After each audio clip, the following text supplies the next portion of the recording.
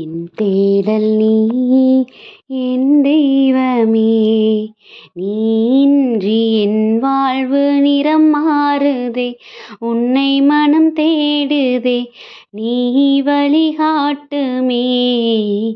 என் தேடல் நீ என் தெய்வமே, நீ இன்றி என் வாழ்வு நிறம் மாறுதே, உன்னை மனம் தேடுதே, நீ வழிகாட்டுமே. இறைவா இறைவா வருவாய் இங்கே, இதயம் அருகில் அமர்வாய் இன்றே. இறைவா இறைவா வருவாய் இங்கே, இதயம் அருகில் அமர்வாய் இன்றே.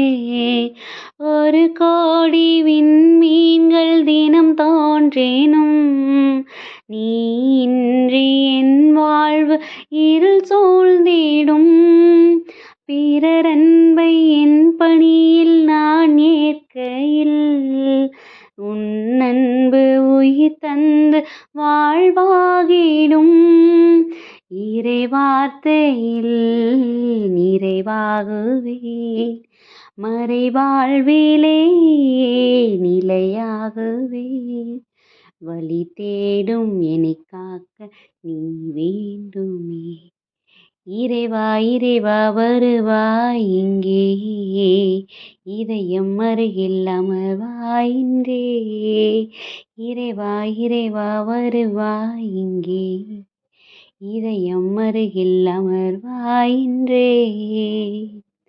ஹாய் குட்டீஸ், எல்லாரும் எப்படி இருக்கிறீங்க? நல்லா இருக்கீங்களா? ஹாப்பியாக இருக்கீங்களா குட்டீஸ்? நம்ம எல்லாரும் இந்த ஒரு வருடமாக ரொம்ப ஆசீர்வாதமாக ஏசப்பாவுடைய வார்த்தைகளை கேட்டு அவர் நம்மளுக்கு கற்றுக் கொடுத்த வழிகளில் நடந்து இந்த வருடத்துடைய இறுதியில் நம்ம நிற்கிறோம். அப்படி தானே குட்டீஸ்?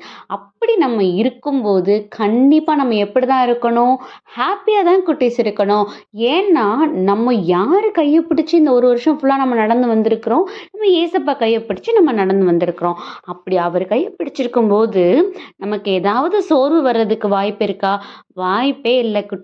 ஏன்னா எவ்வளவு சோதனைகள் போராட்டங்கள் வந்தாலும் கூட ஏசப்பா நம்மளை கரம் பிடிச்சு வழிநடத்தும் போது நம்ம அதை நிறைவாக தான் கடந்து வந்திருப்போம். அந்த சோதனைகளையும் கூட போராட்டங்களையும் கூட ஒரு தீர்வு இல்லாமல் நம்ம கடந்து வந்திருக்கவே மாட்டோம் குட்டீஸ். கண்டிப்பாக அதில் ஒரு நிறைவான தீர்வு நமக்கு கிடைச்சிருக்கும். ஸோ இந்த நாளில் ஒரு அருமையான ஒரு பாடல் குட்டீஸ். என்ன அப்படின்னா, இந்த உலகத்தில் ரொம்ப பிரைட்னஸையும், ஏன் இது இல்லைன்னா நமக்கு இந்த உலகமே இருண்டு போயிடும் அப்படிங்கிறது, இந்த உலகத்தில் இருக்கிற சூரியனாக இருக்கட்டும், விண்மீன்களாக இருக்கட்டும், நமக்கு இருக்கிற இது சந்திரனாக இருக்கட்டும், இது எல்லாமே தான் சன் மூன் ஸ்டார்ஸ்ன்னு சொல்லுவோம். அப்படி தானே? இது இல்லைன்னா நமக்கு ஒரு வேளை உலகம் இருண்டு இருக்குமா இருக்கும். நமக்கு பகல்லையும் வெளிச்சம் இல்லாமல் இரவுலையும் வெளிச்சம் இல்லாமல் இருந்திருக்கும். அப்படி தானே குட்டீஸ்? ஆனால் அந்த பாடலில் என்ன சொல்கிறோம்? ஏசப்பா இது எல்லாமே இருந்தாலும் கூட நீங்கள் என் வாழ்க்கையில் இல்லைன்னா என் வாழ்க்கையே இருண்டு போன மாதிரி இருந்திருக்கும் அப்படின்னு சொல்லி நம்ம பாடலாக படிக்கிறோம் குட்டீஸ். அப்போ எத்தனை நாள் நம்ம ஏசப்பாவை நம்ம வாழ்க்கையில வச்சிருந்து நம்ம வாழ்க்கையை பிரைட்டா வச்சிருந்துருக்கிறோம், இல்லை எத்தனை நாள் நம்ம வாழ்க்கை இருண்டு போனதா நம்ம ஃபீல் பண்ணியிருந்துருக்கிறோம்? உங்களுக்கு புரியுதா? ஏன்னா நமக்கு என்னைக்குமே அப்படி ஃபீல் ஆனதே கிடையாது. நம்ம சோர்ந்து போயிருந்துருக்கிறோம் சரி, ஆனால் நம்ம வாழ்க்கை சர்வே ஆகிட்டே இருக்கு, நம்ம போயிட்டே இருக்கோம். அப்படி தானே குட்டீஸ்? அது என்ன அர்த்தம் அப்படின்னா, நம்ம அவர் தேடலைனாலும் நம்ம வாழ்க்கை இருண்டு போயிடக்கூடாது. என் பிள்ளையோட வாழ்க்கை எப்பயுமே சந்தோஷமா ஒரு நிறைவை, மற்றவங்களுக்கு நிறைவை கொடுக்குற வாழ்க்கையாகவும் தனக்கு நிறைவானதாகவும் இருக்கணுங்கிறதுக்காக அவருடைய ப்ரெசன்ஸ் நம்ம கிட்ட எப்பயுமே இருந்துக்கிட்டே இருக்கும் குட்டீஸ். அப்போது அதை உணரும் போது மட்டும்தான் நமக்கு நிறைவான ஆசீர்வாதம் கிடைச்சிட்டு இருக்குது. இன்னும் நம்ம அதில் நம்ம நிறைவாக இருக்க போகிறோங்கிறத நம்ம புரிஞ்சுக்க முடியும் குட்டீஸ்.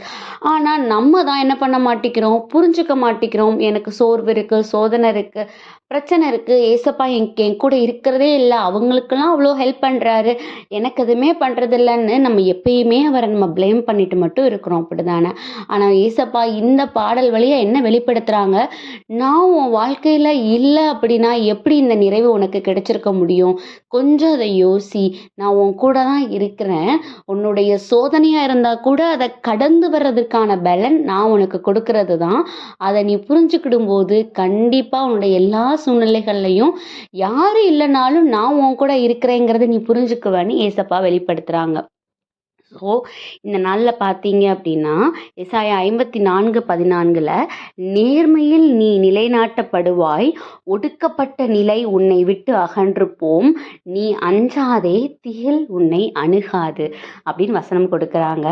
நேர்மையில் நீ நிலைநாட்டப்படுவாய், ஒடுக்கப்பட்ட நிலை உன்னை விட்டு அகன்று போம், நீ அஞ்சாதே, திகில் உன்னை அணுகாது. ஸோ குட்டீஸ், ஏசப்பா நம்ம வாழ்க்கையில் இருக்கிறாங்க. நான் எந்த ஒரு நிலையில் இருந்தாலும் கூட என் கூட என்னை கைப்பிடிச்சிருக்கிற அந்த கரம் என் ஏசப்பாவுடைய கரம் தான். நீங்கள் விசுவசிங்க, நீங்கள் நம்பிக்கையாக இருங்க. உங்களுடைய பாதை எப்பயும் அவருக்கானதாக, அவரை நோக்கி மட்டும் இருந்துக்கிட்டு இருக்கட்டும். கண்டிப்பாக உங்களை எந்த ஒரு ஒடுக்கப்பட்ட நிலையோ எந்த ஒரு சூழ்நிலையும் உங்களை பாதிக்காமல் உங்களை நிறைவான ஆசீர்வாதத்தை நோக்கி ஏசப்பா கூட்டிகிட்டு போவாங்க.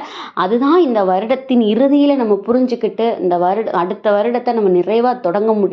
ஸோ நம்மளே பக்குவப்படுத்தும், நம்ம கூட ஏசப்பா இருக்காங்கங்கிறது நம்ம ரியலைஸ் பண்ணும்போது மட்டும்தான் கண்டிப்பாக அவர் நம்மளுடைய இருதயத்தை நிறைவாக்கி கொண்டு தான் இருக்காரு. நம்ம தான் அப்படி புரிஞ்சுக்கிட்டோம், ஏசப்பா என் கூட இல்லைங்கிறத புரிஞ்சுக்கிட்டோங்கிறத நம்ம புரிஞ்சுக்க முடியும். ஸோ அதுக்காக ஏசப்பாட்ட ஒப்பு கொடுத்து ப்ரேயர் பண்ணுவோமா?